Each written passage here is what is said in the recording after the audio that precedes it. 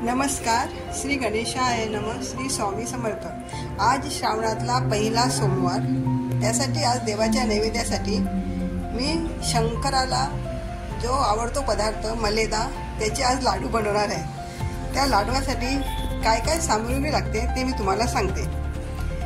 थोडे शेंगदाणे, सगळं अंदाजाने घेतले. थोडे शेंगदाणे घेतले, काजू, बदाम, मनुका, तीळ, वेलची, जायफळची पूड आणि खोबरं.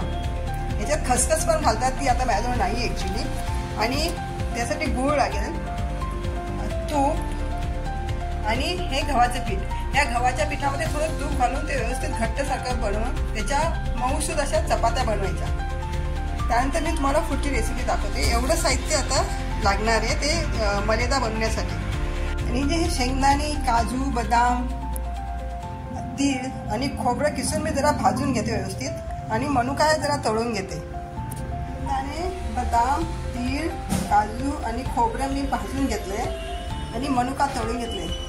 मनुका सोडून हे सगळं मी जाडसर वाटून घेते. आणि हे गव्हाचं पीठ भिजवलंय, त्याच्या आता छानसं चपात्या करून घेते. हे खोबरं मिक्सरमध्ये मी आता हे खोबरं,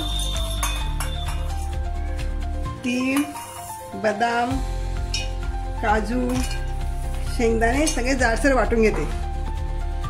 हे असं जाडसर वाटून घेतलंय. आता हे आम्ही चपात्या बनवल्या आहे.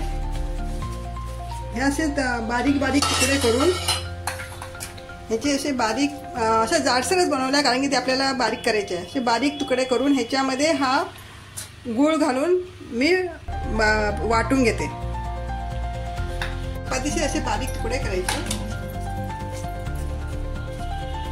आणि त्याच्यामध्येच आपल्याला आपल्या आवडीप्रमाणे गूळ घालायचा.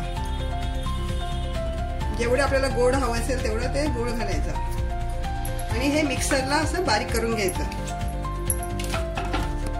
मी मिक्सरला वाटून घेतली आहे. बाकीचे पण असं सगळ्या मी चपात्या मिक्सरला वाटून घेते.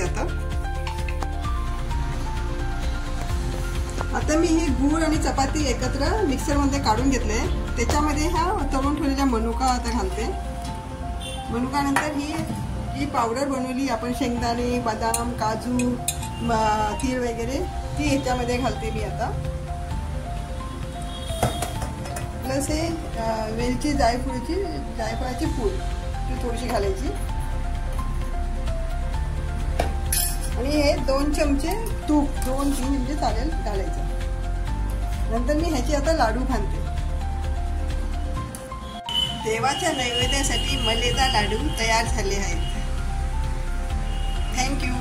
माझा व्हिडिओ आवडला तर त्याला सबस्क्राईब, लाईक आणि शेअर्स करा. मी हा देवाला मलेदाचा नैवेद्य दाखवला आहे. आज श्रावण सोमवार पहिला.